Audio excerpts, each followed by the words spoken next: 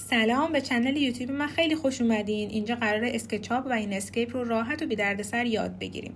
من خودم وقتی شروع کردم آموزش‌ها انقدر طولانی بودن و پیدا کردن یه نکته خیلی زمان زیادی می‌برد. برای همین اینجا قراره ویدیوها کوتاه باشن و هر بار فقط یک نکته به درد بخور رو با هم یاد بگیریم.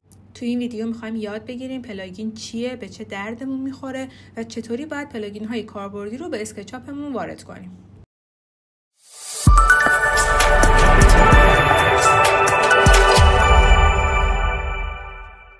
پلاگین های اسکچاپ همون افزونه هایی هستن که به خود اسکچاپ وارد میشن تا امکانات بیشتری در اختیار ما قرار بگیره و سرعت طراحیمون هم بالاتر بره.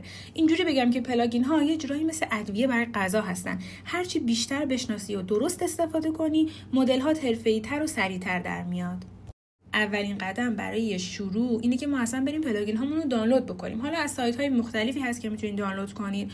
من توی دیسکریپشن هم براتون لینک گروه تلگرامی رو میذارم. اگه بخواید میتونید وارد گروه بشین و اونجا یک مجموعه ای از پلاگین های کاربردی رو براتون میذارم. حالا بعد از اینکه پلاگین مد نظرمون رو دانلود کردیم، میخوایم وارد اسکچاپ بکنیم و نصبش کنیم روی اسکچاپ.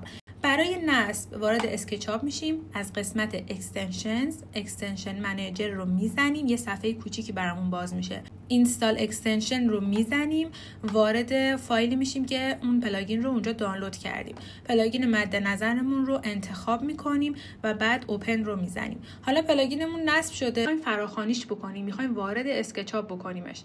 میایم از قسمت ویو تولبار رو میزنیم یا اینکه از قسمت تولبار بالا راست کلیک میکنیم و تیک اون پلاگینی که نصب کردیم رو میزنیم.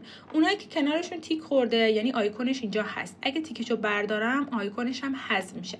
از این به بعد قرار پلاگین های کاربردی اسکچاپ رو بهتون معرفی کنم و نشون بدم که چطور میتونین باهاشون طراحی هاتون رو چند برابر سریعتر و حرفه‌ای‌تر پیش ببرید. اگر میخوای این آموزش ها رو از دست ندی، حتما کانال رو سابسکرایب کن، چون تازه اول کاریم و کلی آموزش خفن در راهه.